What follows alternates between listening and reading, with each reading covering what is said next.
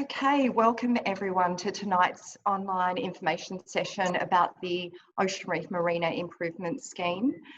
We had originally planned to hold this session in person with you, but given the extraordinary circumstances at the moment around the coronavirus, we've been unable to do this. So this was the next best available option to us.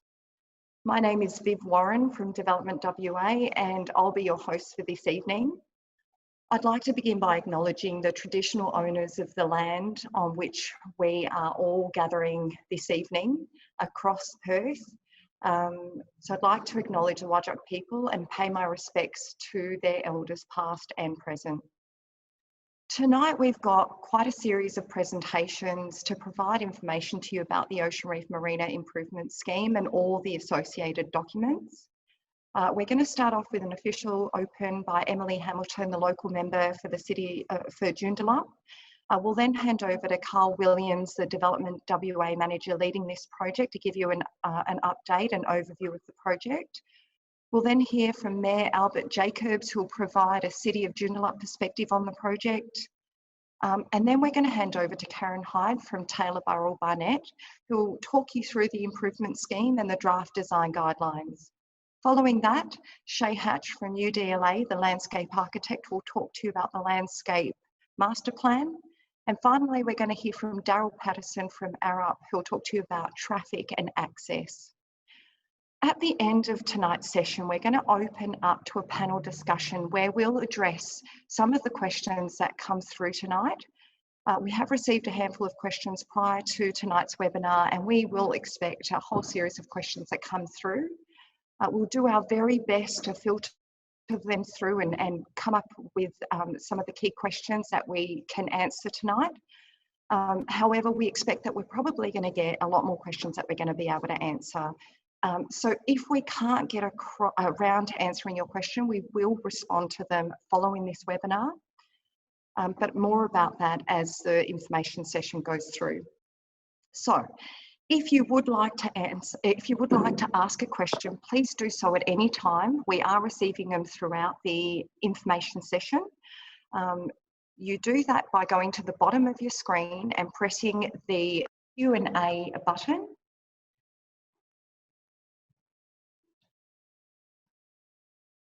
So pressing the Q&A button, type in your question and press send. We will be receiving those questions and working through them to try and answer as many of them as we can at the end of the session. So just to let you know, we have over 180 people registered for tonight's session. So as you can imagine, we will probably hear a lot of questions come through. So we hope that we can get to as many of them as possible, and we hope that you find tonight's session informative and that it goes some way towards answering your questions. Now, I just want to mention before we go any further that this webinar is being recorded tonight. So if you want to watch it again following tonight's webinar, or if you haven't or know of someone that hasn't been able to watch it, it will be available. So we'll send out an email to all participants letting them know where they can actually access that webinar recording following today. That should be available in the next day or so. Now, I'd like to invite Miss Emily Hamilton, the member for Joondalup, to say a few words tonight. So over to you, Emily. Thanks, Viv. Good evening. I'd like to acknowledge the traditional owners on the land on which we meet, the Whadjuk people from the Noongar Nation, and pay my respects to elders past, present and emerging. My name's Emily Hamilton and I'm the member for Joondalup in the McGowan government. I'm pleased to be here this evening participating in this webinar. It provides me with an opportunity to convey to you the significance of the Ocean Reef Marina development in Joondalup and the Northern Corridor, and also to highlight the commitment of the McGowan government to deliver this significant project. The project is a key part of my vision for Joondalup becoming WA's most livable coastal community, and as we know, the project has overwhelming public support, and there has been significant work to date on the project from the McGowan government. And like you, I'm sure, really looking forward to seeing the construction commencing later this year. It is, however, an uncertain time given the COVID-19 at the moment, but I did want to take the opportunity to convey to you that there has been significant work on the marina and this will continue. The marina will be a key economic driver for the region and will be a project that we'll need after we get through COVID-19. We know there's going to be hundreds of local jobs, firstly in construction and then ongoing in industries like hospitality, retail and tourism. And like you, I'm looking forward to hearing from the panel this evening, and just wanted to say before I do pass on to the panel to hear more that if you do have any state government issues, you're more than welcome to get in touch with my office in Joondalup. And with that, I'll say thank you and looking forward to the rest of this evening.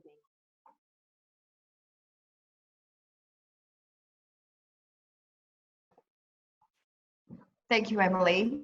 Appreciate that welcome. I'm now going to hand over to Carl Williams, the Senior Development Manager from DevelopmentWA, who is leading this project. He'll provide you with an overview of the project and an update. So over to you, Carl. Good evening, everyone. My name is Carl Williams. I'm the Senior Development Manager for DevelopmentWA. We are the central land delivery agency on behalf of the state government. Recently merged between Landcorp and the Metropolitan Redevelopment Authority.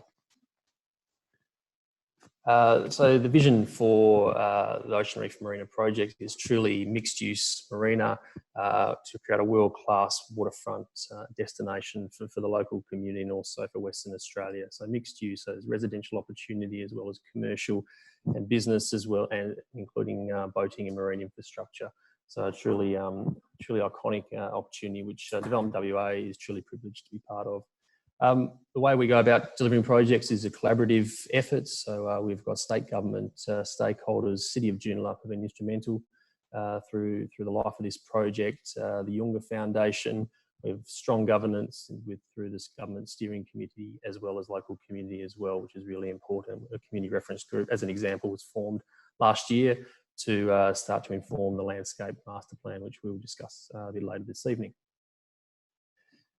Key benefits and features of the Ocean Reef Marina project. I mentioned before the boating infrastructure, so not only landside marine services and improved boat launching facilities, there's also the boat pens, 550 of those, as well as an opportunity for stacking jobs, which is a really important feature of this project. So future business opportunities through the retail and commercial food and beverage outcomes. There's a residential component to the project, over 1,000 residential dwellings, as well as extensive public open space, including Family Beach as a centrepiece of this iconic marina moving forward.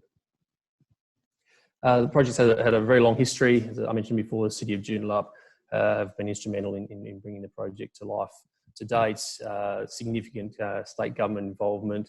DevelopmentWA's role really became apparent following the recent previous election. $120 million was committed to the project, and DevelopmentWA was identified as the lead delivery agency. We've since then navigated and pursued key approvals for the project, and between 2018 and 2019 was successful in achieving the upfront initial planning, also the significant environmental approvals that are in place for the project, marine park excision. We are now moving our way through into the next phase of the project, which is the purpose of tonight, being the improvement scheme, and are on track to commence early works and breakwater construction later this year in 2020.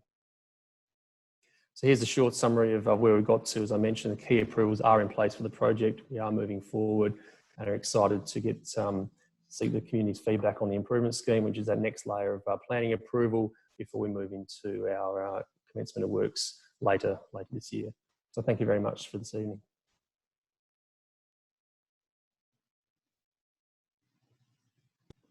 Thank you, Carl.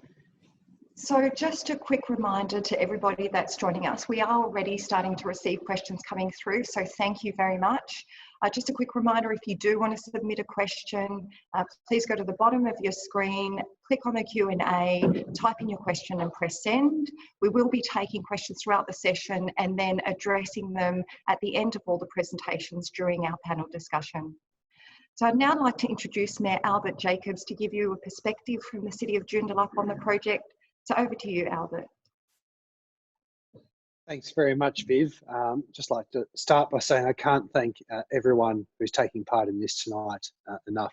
There's have dialed in. Oh, I think I was just muted and unmuted. Can you hear me? I think there's over 100 of you who've dialed in, and look, this is a challenging time for everybody. We as a city are committed to working through the current challenge, and we're also running a theme internally that we call Emerge Stronger. And that's really relevant to Ocean Reef Marina, because amidst all the doom and gloom of other things that we're facing, Ocean Reef Marina is the good news story of 2020 for the city of Joondalup. It is going to be more vital than ever that we progress this development.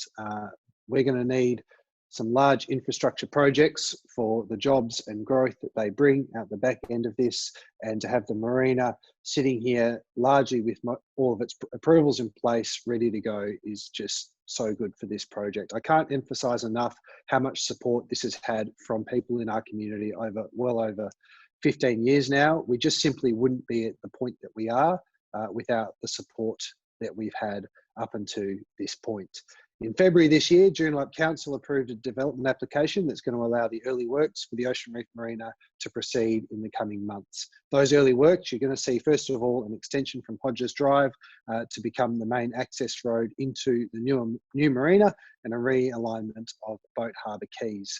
There'll also be a site compound and a stockpile location. Importantly, access to the Ocean Reef Sea Sports Club, marine rescue, the boat ramps and the trailer parking are going to be maintained throughout construction.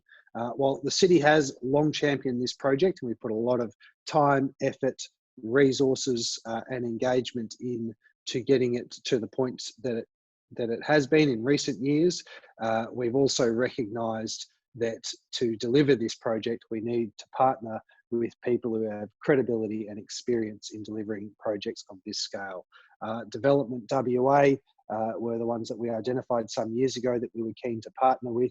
The state government has agreed, and I just can't speak highly enough of the work that the consultant team here, many of whom were the consultants we initially had as a city, but also DevelopmentWA have put in. You know, they're as committed to seeing this to come to fruition as members of the community have been. And just some of the work that's been happening in the background, even in the last 6 months, is nothing short of remarkable in terms of, you know, challenges that they've had to work around to keep this on even keel. Nothing's been too hard to keep this project moving. The city is committed to continuing to work collaboratively with DevelopmentWA, with the state government, and also with all of you, our broader community, to ensure that the Ocean Reef Marina redevelopment gets off the ground later this year. Thank you. Thank you very much, Mayor Albert Jacobs, for that update from the City of Joondalup. We're now going to hear from Karen Hyde from Taylor Burrell Barnett, who will provide you with an overview of the improvement scheme and the draft design guidelines. So over to you, Karen. So I'm Karen Hyde from Taylor Burrell Barnett. I'm a senior associate, and we have the privilege of leading the statutory planning and the urban design for the project. Tonight I've been asked to talk to you about the improvement scheme and the design guidelines. So if we take a look first of all at the planning framework which the Commission has put in place, obviously led by the West Australian Planning Commission, and the improvement plan, which was gazetted towards the end of last year, sets up the aims, objectives and purpose of the improvement scheme.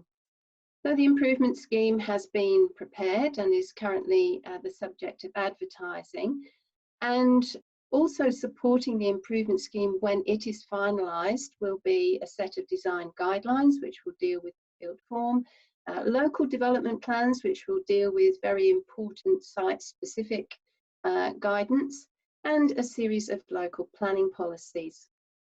So on the next slide we can see what the scope of the improvement scheme is. It's been prepared in very close collaboration between DevelopmentWA, the Department of Planning and the City of Joondalup, and a number of other key government stakeholders. So it is a Commission-led scheme. The Commission, however, does have the opportunity to delegate certain powers where it's possible and appropriate. The scheme itself is made up of scheme text and a number of plans and a scheme map.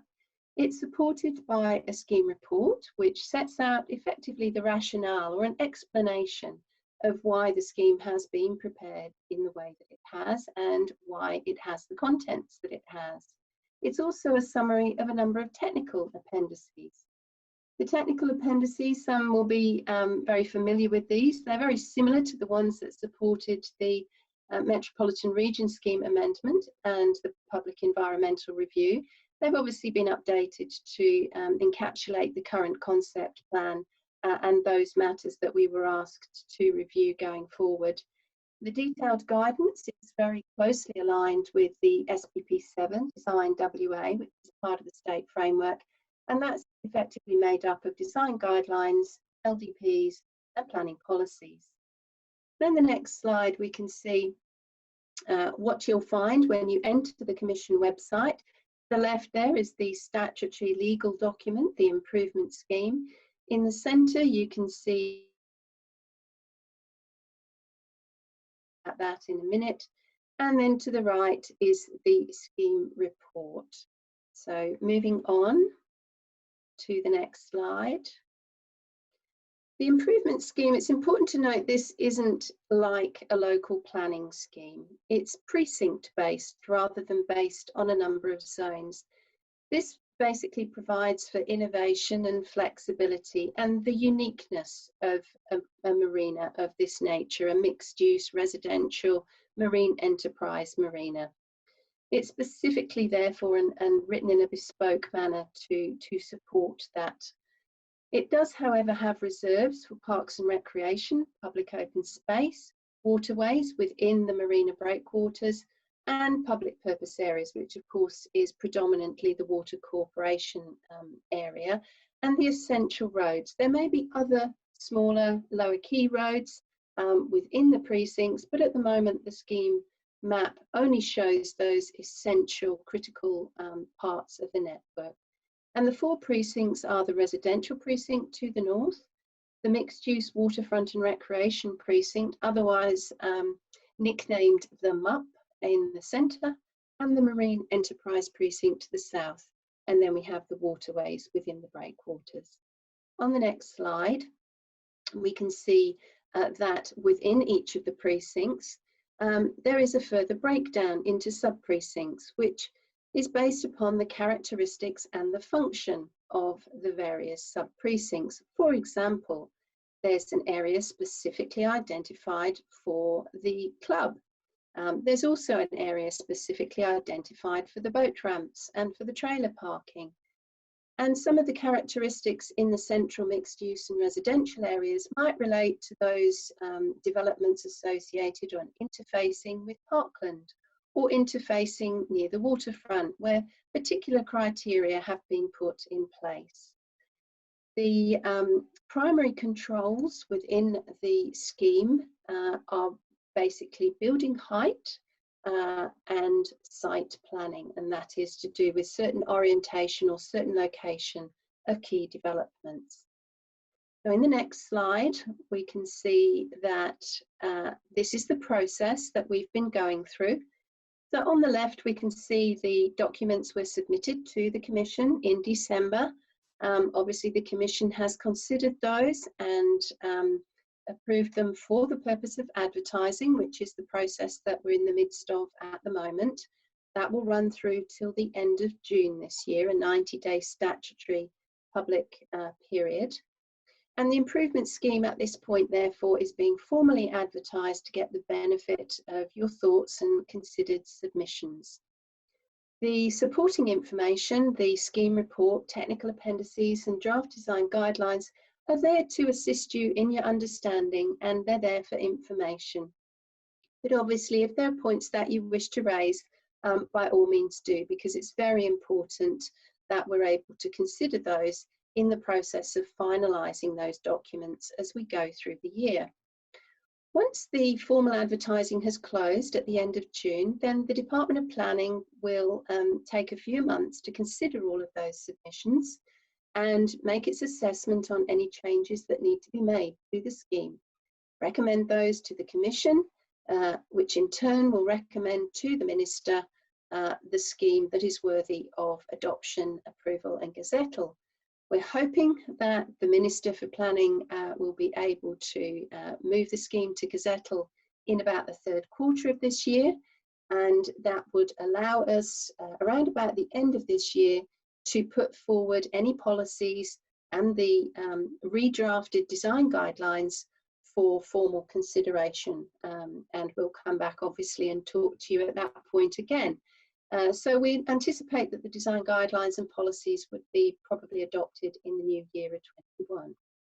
In the next slide, this is what you'll find when you go on to the Commission's website, and you'll find there a link which leads you to the scheme documentation, also the supporting documentation, and some information on how to make your submission. And generally speaking, if there are aspects that you wish to comment on, it's very useful if you could note the number of the clause or the section of the scheme or the section of the design guidelines and provide your thoughts on any changes that you would recommend are made. So then I'll go ahead to talk about the design guidelines. And we have a set of 3 design guidelines. As you can see on the next page, they're going to guide all the built form and development for the preferred location of all the land uses within the scheme area. They've got quite distinct covers, so you'll be able to tell them apart. As you can see on the next slide, we've got design guidelines for the mixed-use precinct, the residential precinct, and the marine enterprise precinct.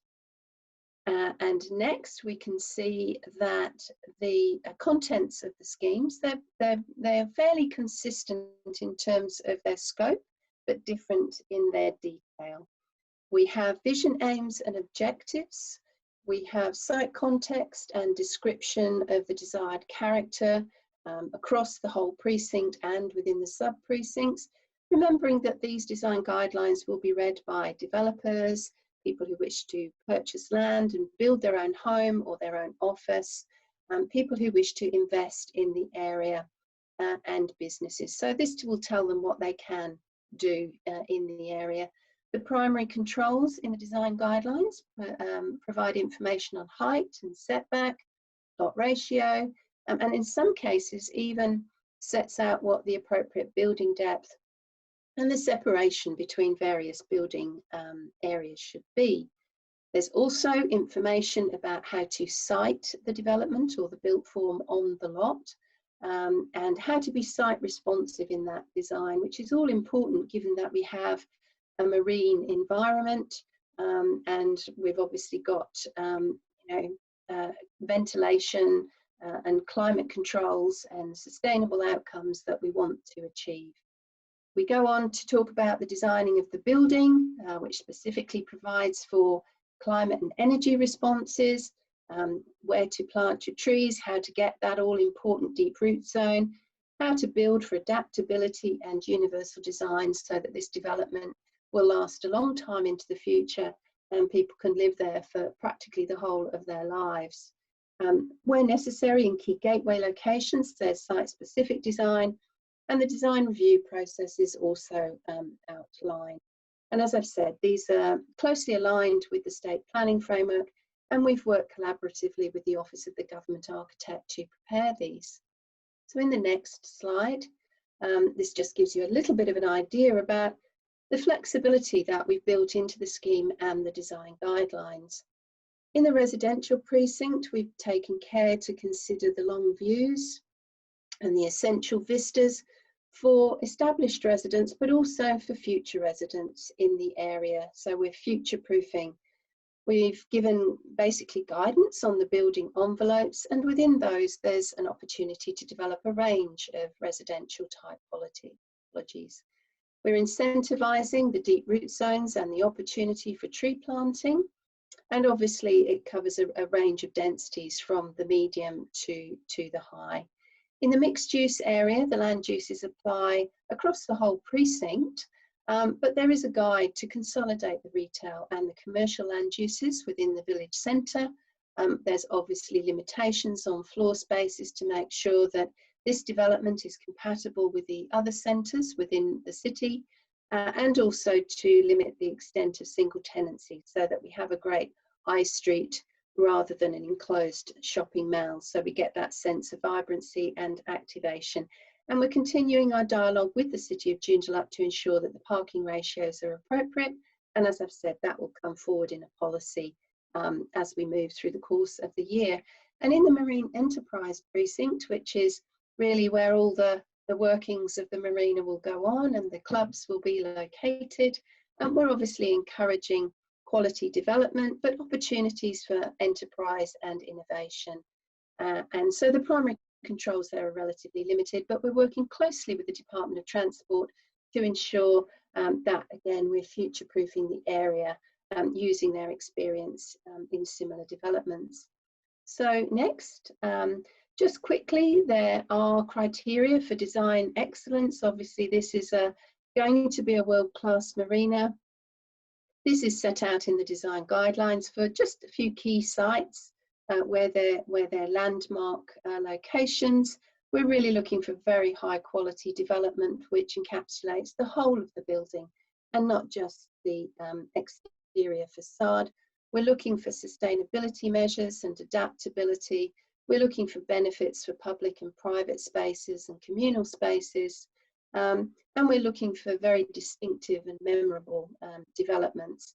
And we'll be able to deliver this process through the design guideline requirements, through expressions of interest information, a design review process, which might include the state design review panel or a panel set up specifically for the marina, and of course, through the development approval process. So next, I'd like to just talk you very quickly through some views that we've been able to prepare.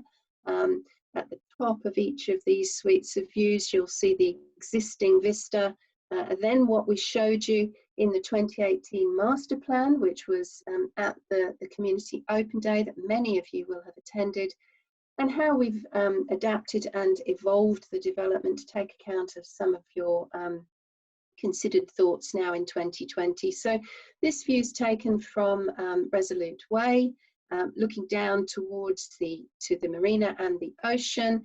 Obviously you can see at the moment there's a dual system with landscape, and the views then alter as the development occurs to open up vistas of the marina.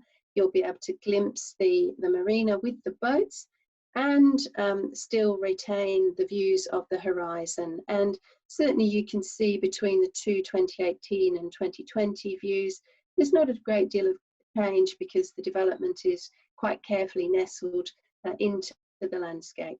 In view 2 on the next slide, we're moving a little closer to the development here on the edge at the end of Resolute Way. Obviously there you can see quite clearly that existing landform, and that will open out really to create a tree-lined avenue into the development, and you'll be able to capture glimpses of the boats in their moorings and the activity around the waterfront, and certainly views of the horizon and a wonderful sunset in the distance. In view 3, this is taken a little further down Ocean Reef Road, looking across where there's an interface between the residential development and the mixed-use precinct. And obviously views will change as we develop and present this world-class marina.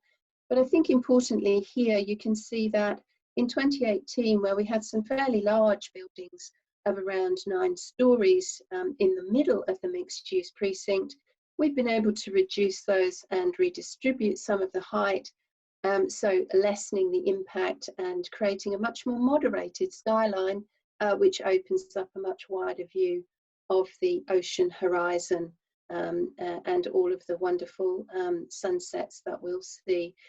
View 4, which again is a little further down. I think this one particularly can show you that between 2018 when we had those rather elongated 9-storey buildings.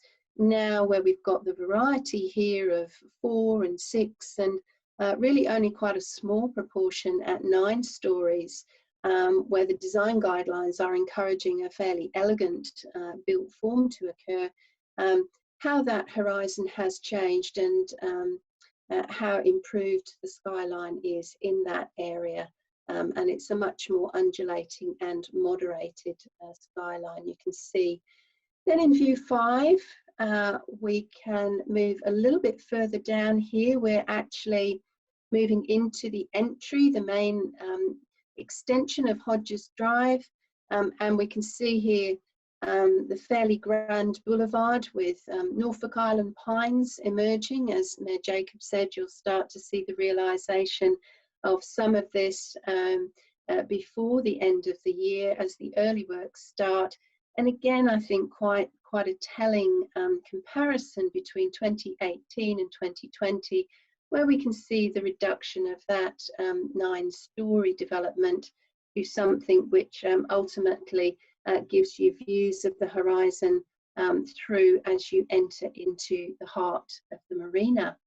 And the last view I've got to show you is from Boat Harbour Quays, looking up towards the mixed-use precinct, but with the Marine Enterprise precinct just on our left. You can see in the foreground not a lot changes, and then in the midground you start to pick up on the left the trailer car park, and just in the distance they're starting to pick up a couple of boat stackers, and the club development. And then in the far view there you can just pick up the mixed use precinct. And obviously the landscape, which our landscape architect will talk about shortly, starts to give you those cues for orientation and the legibility of the area. So that's all from me, and I very much look forward to your questions. Thank you for listening.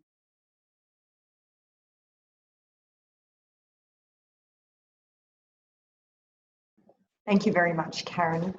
And just a quick reminder for anyone who might have come into the webinar a little late, if you have any questions, please scroll down to the bottom of your screen, click on the Q&A button, submit your question and press send. We will be looking at the questions and directing them to the panel discussion at the end of the presentations. So we've got a couple more people to hear from, and then we will open up to the panel. So next we're going to hear from Shay Hatch from UDLA, who will talk us through the landscape master plan. Over to you, Shay. Thanks, Viv. Hi, everyone. It's probably been about a year since we've had our community engagement process, so it's a bit of a shame that we don't get to see each other in person again, but here we are. So my first slide just really touches on the key objectives that we created as part of that community engagement process. So hopefully most of you are familiar with these. And I just want to remind everyone of them tonight because they were really important in our development of the landscape master plan, which I'm going to get into straight away. So this will be maybe many of your first view of the landscape master plan after that community engagement. So let's have a look. So the landscape master focused on a couple of big moves. The first one was really creating those north-south links as pedestrian links. So they're focusing on being shady, being green, providing connection to active points along the site. We also looked at creating those east-west connections. So looking at how we can get the dunes down to the ocean.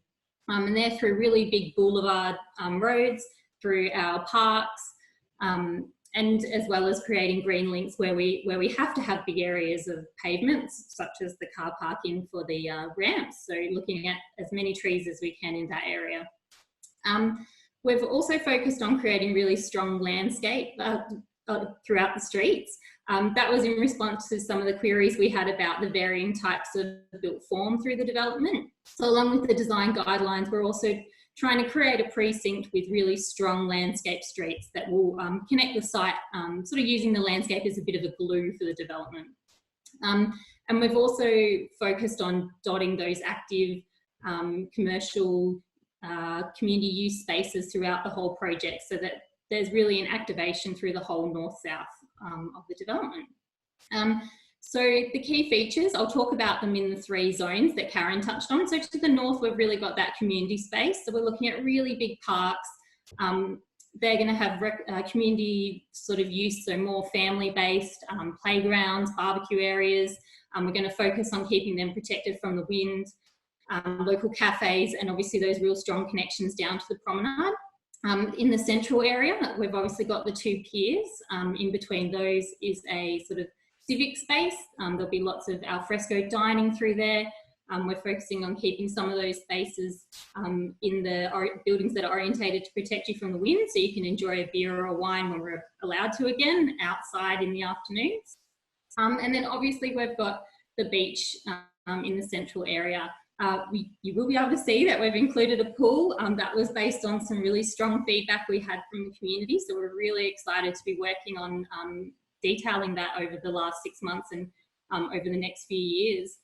And then down to the south, we've got the functional area probably for the marine services. But just looking at how we can soften that, how we can maintain pedestrian connection through that. And how we can ensure it's a really functional space, because obviously this is a marina and we want to ensure that everyone's able to use it for that purpose.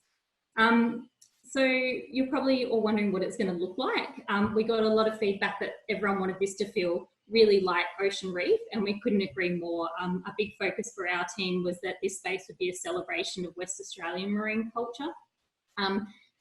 There is a lot more detail on how we're doing that in the report, which I'll tell you how to find in a second, but also assisting us in developing that sort of look and feel and that more cultural connection is our Aboriginal business managers, Younger, who are working with us on the project now. So that was something that the community had asked a lot about in the past as well, and that we're currently working on. So as I mentioned, there is a lot of information in the Landscape Master Plan and the supporting report. They're both available as an appendices to the improvement scheme, which Karen had a reference to, and I believe you've been sent a link to. So please have a detailed look at that. And I look forward to answering questions soon. Thank you.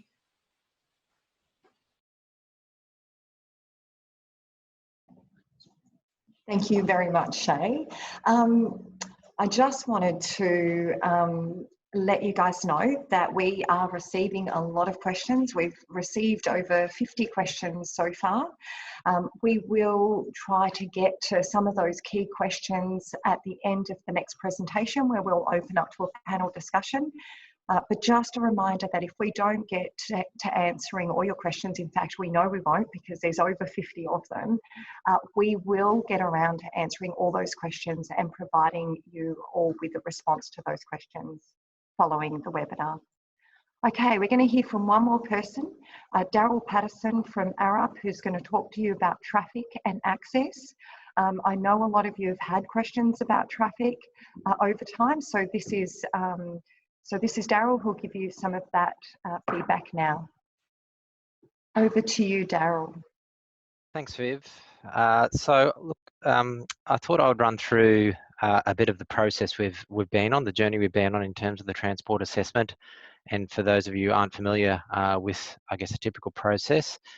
So we've been through a process which generally aligns with the WA Planning Commission's process for transport assessment, but we've focused on those areas that are relevant to, I guess, a fairly atypical development, such as Ocean Reef Marina. So we've looked at parking demand and supply. We've looked at parking management strategies. So look really at parking in a lot of detail. We've undertaken quite a range of surveys, both traffic, cycle, pedestrian surveys of the site. We've also built a model to understand the impacts on the wider road network. And we've also undertaken a review of existing pedestrian and cycle facilities, as well as access to public transport. Next slide, please. So I thought we'd drill into a few of the key elements of that assessment, one of those being parking precincts and demands. So what we've done is we've undertaken a fairly wide literature review and benchmarking of both international sites and local sites. So those in particular around Mindarie, obviously Hillary's, and further south down to Mandurah, to understand, I guess, the localised parking demand for similar type developments, but also what international facilities could be realised there, I guess, in terms of parking demand. So what we've produced is a parking demand just under 3,500 bays based on the uses that are currently proposed for the site, and that balances up with a total supply of about 4,700 bays on the site itself at this point, and 700 or so of those are on-street bays. The screenshot there in the bottom left just shows by land use the supply or the balance of supply versus demand. And so what you can see there is some of an undersupply for some of the commercial and cafe and hotel, but that's taken up by the on-street parking. So what we're really encouraging there is some of those users that may be using a cafe or the beach, they park on street, they walk past a cafe or a bar, and they really create a main street atmosphere walking past the street. So it's not all in-basement parking. On the right-hand side of the slide there, we've undertaken analysis just to break down the types of parking in terms of duration, which would be allowed on the site. So you can see the short stays, so the 2-hour type facilities there in the middle around the commercial hub. We've got the trailer parking at the southern end of the precinct, and then the longer term facilities at the northern end near the residential. Also to note, there's some short-term pick-up and drop-off there along the foreshore, which allows for access to the wet boat pens. Next. The proposed road hierarchy is, I guess, really just identifying the function and form of the roads. And so from that diagram, you can see the 3 main access points from Ocean Reef Road into the site. And you can also see the strong north-south spine there. So that's predominantly used for access to broader parts of the site and contains, I guess, the most sort of through traffic throughout the site. And then the secondary routes are those that gain access through to the boat pens and to some of the residential and to the commercial precinct. Next slide, please. So as I said earlier, we've undertaken developed a transport model, and what that does and allows you to do is to understand the impacts into the future, and also what routes the generated traffic may take. And so from that diagram on the right, the thicker the band, you can see where the traffic heads on the wider network. So you can see there the majority of the traffic will head via Hodges Drive or Ocean Reef Road there. So you can see on the left, it describes the amount of traffic. So you're looking between sort of 200 or 300 vehicles over in a peak hour travelling along those routes. Resolute Way, so it's there at the arrow from Ocean Reef Marina points to it there. So you're talking about an additional 70 vehicles in an hour along Resolute Way is what the model is saying. So that equates to just over 1 vehicle every minute generated. And this is 2031 as well, ultimate full build out. In terms of the intersections, they're all operating or forecast to operate at a level of service C, and what that really means is you're getting less than 50 seconds delay per vehicle. So most of you know, if you turn up to a set of traffic signals, you're generally waiting in between that amount of time anyway, due to the cycle time of the signal. So there's no significant delay there at the signals generated by the development. Last slide, please.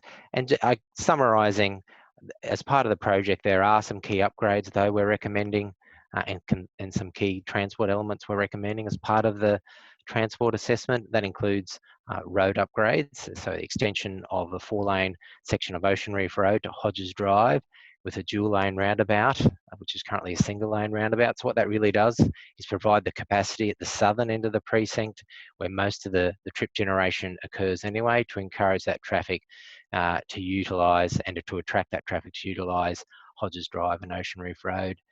A single-lane roundabout at Resolute Way will be retained with an additional arm for access into the development, but quite low capacity. As Karen mentioned, we'll be further developing an instrument for parking management over the site, and that includes consideration of a range of parking times for each location and each precinct within the site, consideration of events and parking for major events, etc. End of trip facilities.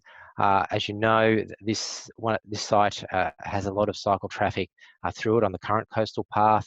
So it's really about providing end of trip cycle facilities that encourages those users by providing world-class end of trip facilities within the development to encourage them to stop, not just continue on the coastal path through the site.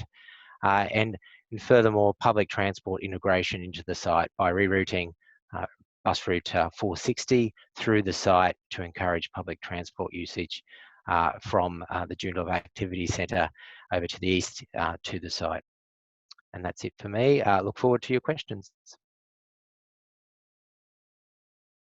Thank you very much, Daryl. We're now going to open up to all our panel members so that we can start directing some of the key questions that have come through this evening, and we can hear from all of the project team members and consultant team and our project partners and to answer some of those questions. So I have first question that's come through from Ted, and it's a question that's directed to Carl. So Carl, can you give an estimated date for the start of construction? So we've just got to get Carl online.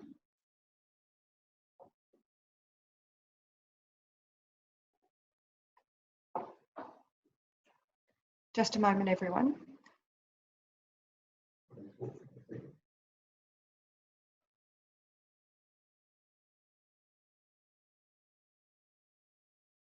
Thanks, Ted. Sorry about that. Look, yes, certainly start of construction will occur in 2020. So we've, as the Mayor previously mentioned, we've received development approval for the early works construction. We're working our way through some final approvals.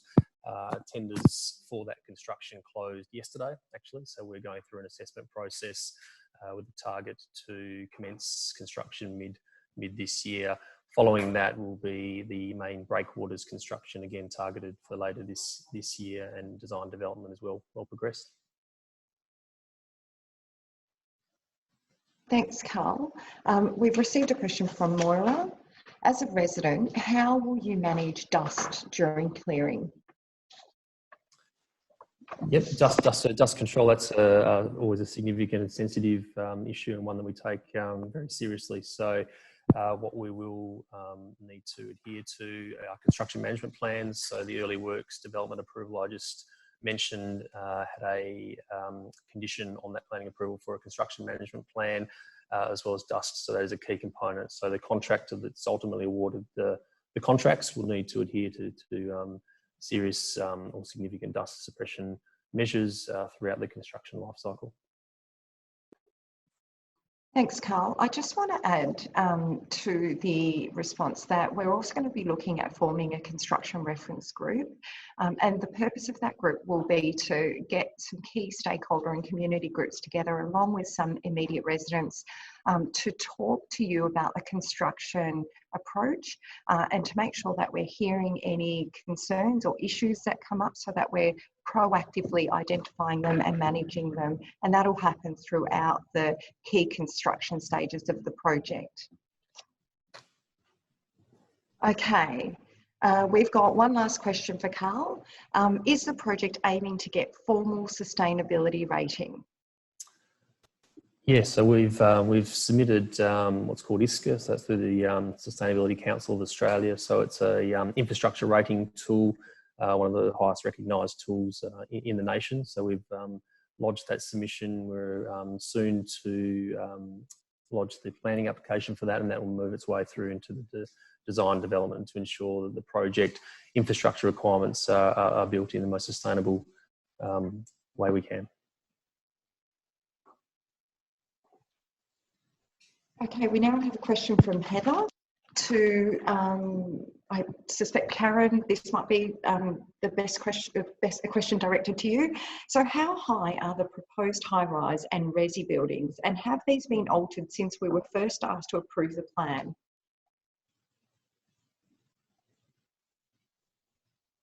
Yes, certain. Oh, I think You're okay, Karen? I'm okay. Sorry. Okay. Thanks for the question, Heather.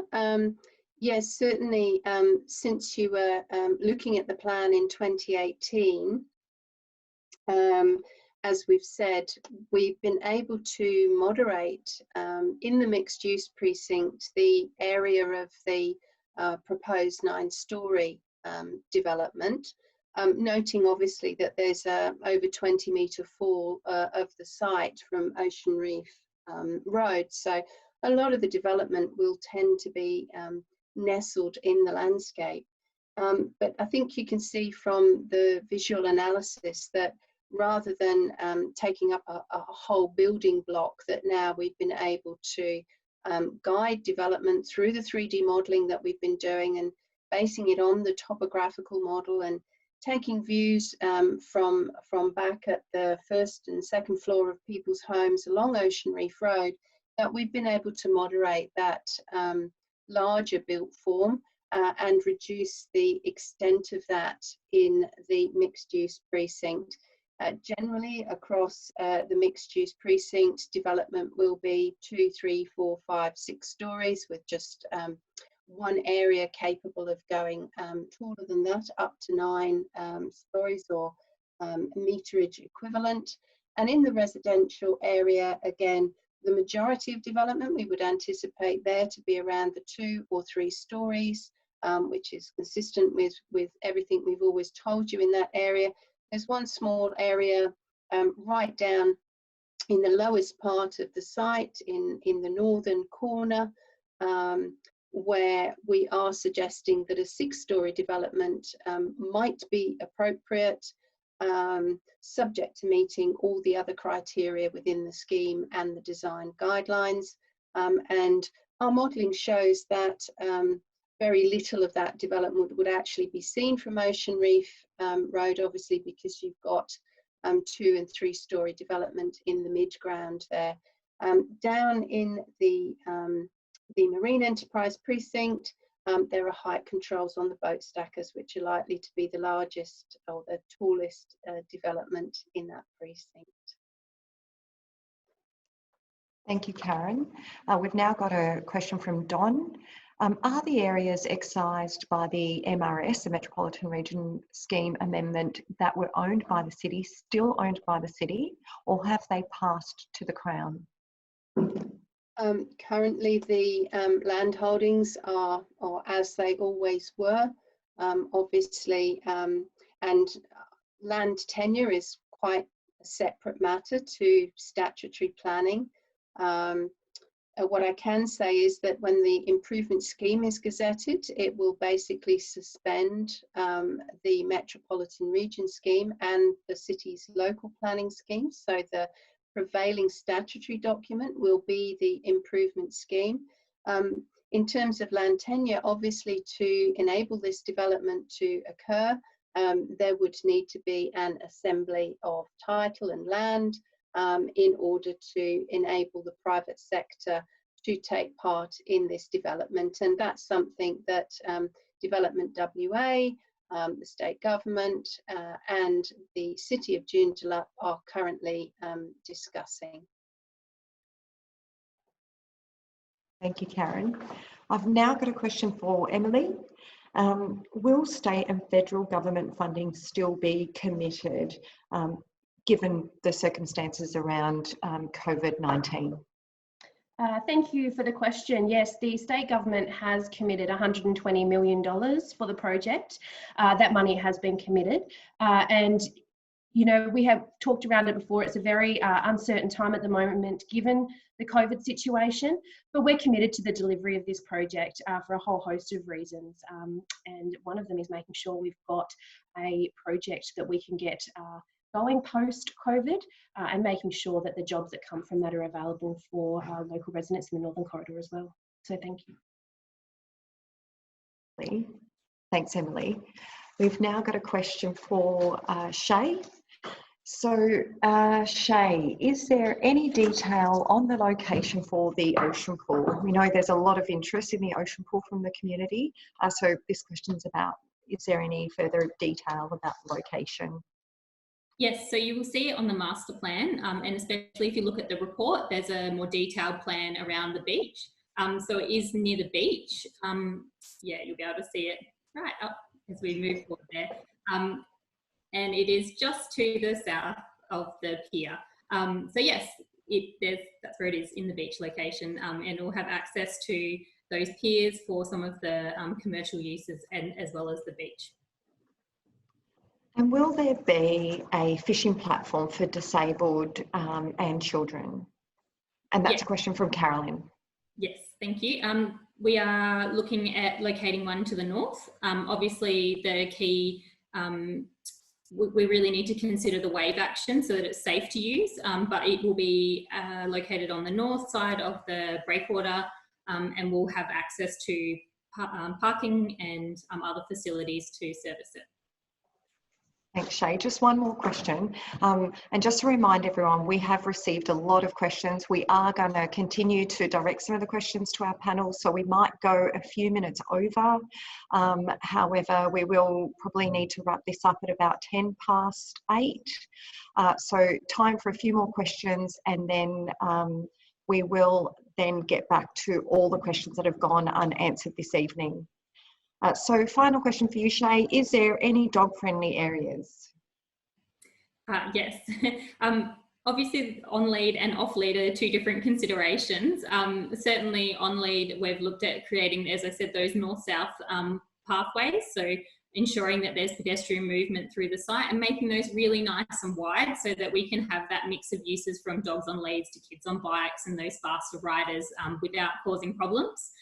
We certainly have a lot of different spaces that will have different uses, and the intent of that is to allow for some of those varied uses, like having dog parks that are specifically to bring your dog to, and then have access to things like cafes nearby. We will work with the City of Joondalup on how that's managed and where that's best located so it doesn't become a problem for other users of the site, but we certainly know that there's a really big community of dog enthusiasts in Ocean Reef, so we're happy to support that use throughout the detailed design. Excellent. Thank you so much, Shay. Just while I've got you, one other question that came through is, will there be a market square? Or like to shop at markets and food markets. We're thinking that the best location for those will be between the two piers, because it does offer a bit of wind protection, and they will be sort of flanked by al fresco, so it'll have quite a nice vibe at night. But certainly you've also got that beach park, which is a huge area and will be more suitable to some of those bigger events, and certainly if you want to have a larger community market or music event or something, that's probably the best location for it. And obviously consideration around acoustics for nearby residents will be part of the decision making in how we detail those event spaces in collaboration with the City of Joondalup. Excellent, thank you so much.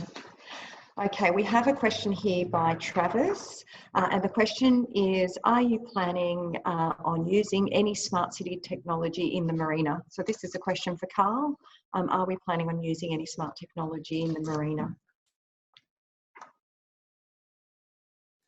Yeah, thanks, Travis. Yeah, certainly we hosted actually a Smart Cities workshop late last year, which was attended by numerous stakeholders. It was actually a really amazing workshop. So certainly there's some key recommendations that come out of that. So the short answer is yes, there's amazing opportunity within the marina to look at innovation and really start to instill and install smart technology, and whether that's through digital platforms, something to really set this marina apart. So something certainly we are looking at through the detailed design, and our engineering team's been briefed to scope that out and look to deliver some smart infrastructure moving forward. Thanks, Carl. Now we've received a question from Gordon. This is a question for you, Daryl.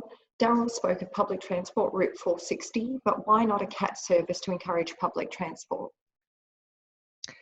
So we've had some discussions with Transperth, I guess, around public transport access to the site, and the discussion has been varied. There has been discussions around CAT and I guess a free service linking the Joondalup Activity Centre and Ocean Reef Marina. Those discussions will be ongoing.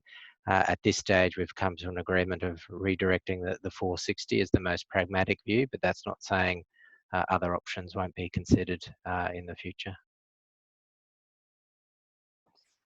Great, thank you, Daryl. Do we still have Karen online? I think we might have lost Karen. So that was a question directed to Karen. When we get her, if we get her back online, we will ask. Oh, Karen, we do have you. So Karen, how binding is the height restrictions for multi-storey housing and commercial building?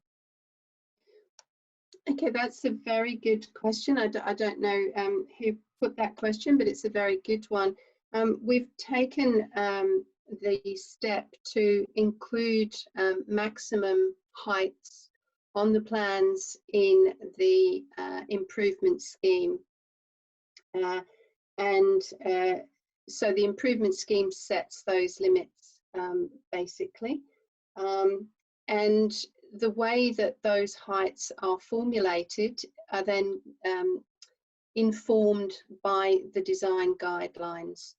So across a number of lots, there will be height limitations in the scheme, and then to work out how the building should be articulated, if you like, within that building envelope, you would refer to the design guidelines, and you would need to have setbacks, articulation, adequate access to daylight, cross ventilation, the usual aspects of shadow over adjoining buildings, separation between buildings for privacy, those sorts of things. They all come into play and consideration at the design guidelines stage.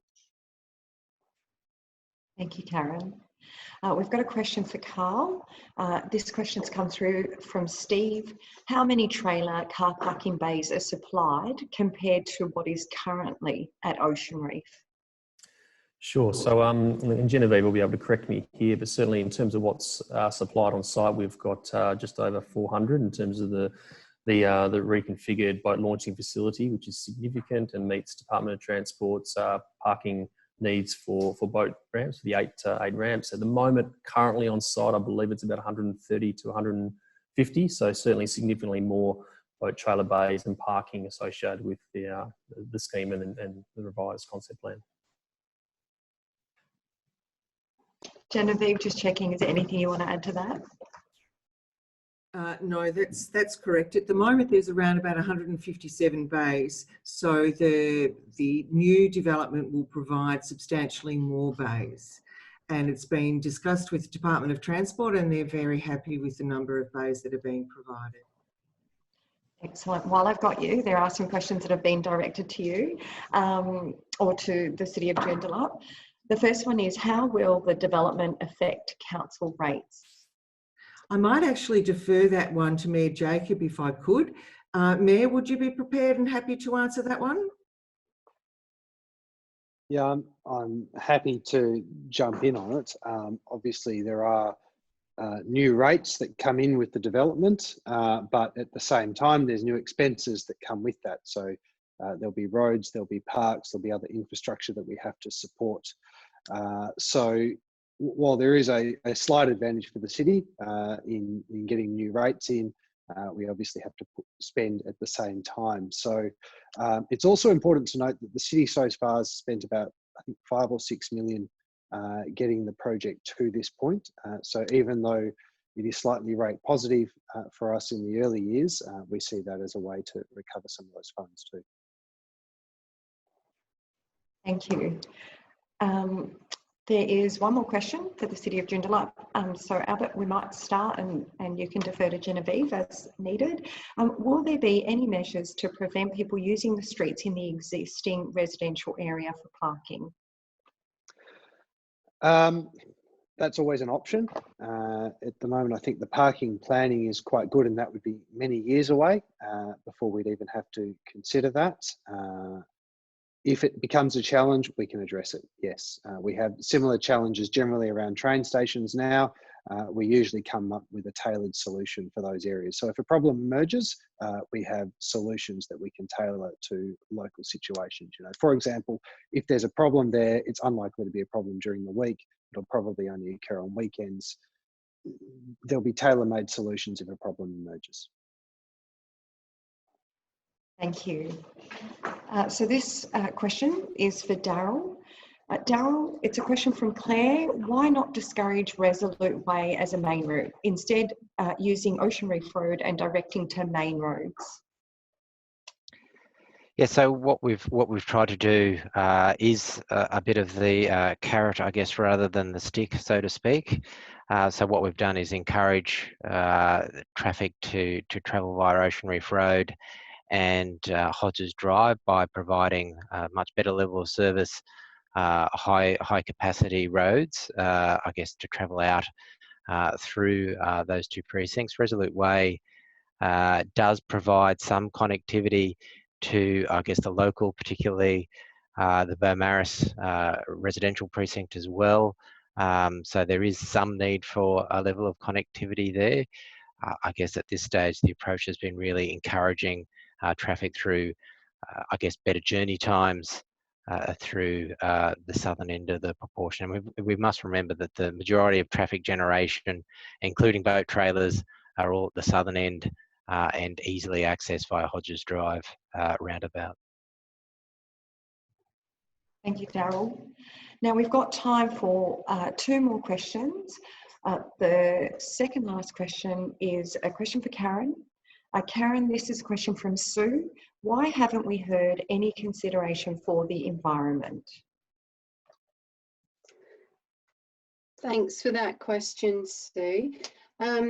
In fact, the environment has been front and centre of a lot of what we've tried to establish within the scheme and also in the design guidelines in a number of ways.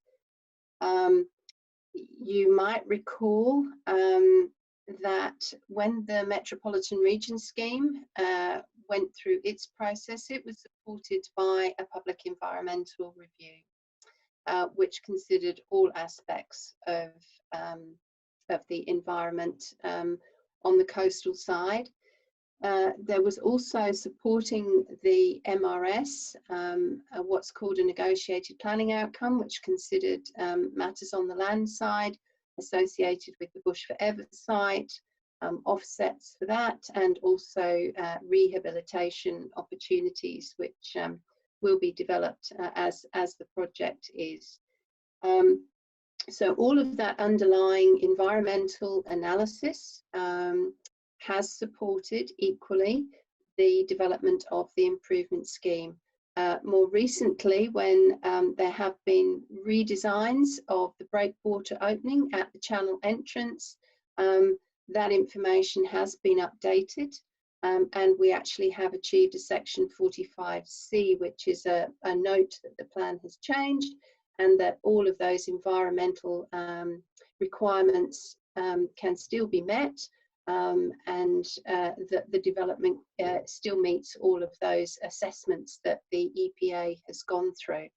In terms of the environment from a sustainability point of view, as Carl has said, we've gone through a number of workshops looking at how the built form, how the public realm, how the drainage, how the power sources and energy supplies to the area can be more sustainable and smarter, and how we can orientate buildings, how we can integrate the built form with the landscape, how we can encourage deep root zones and more tree planting, and certainly how we respond to the environment of the coast.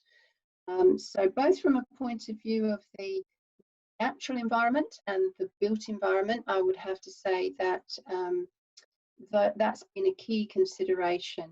and it's literally woven through all of the documentation that you'll see.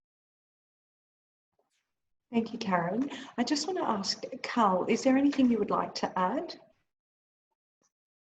No, I think that's covered off.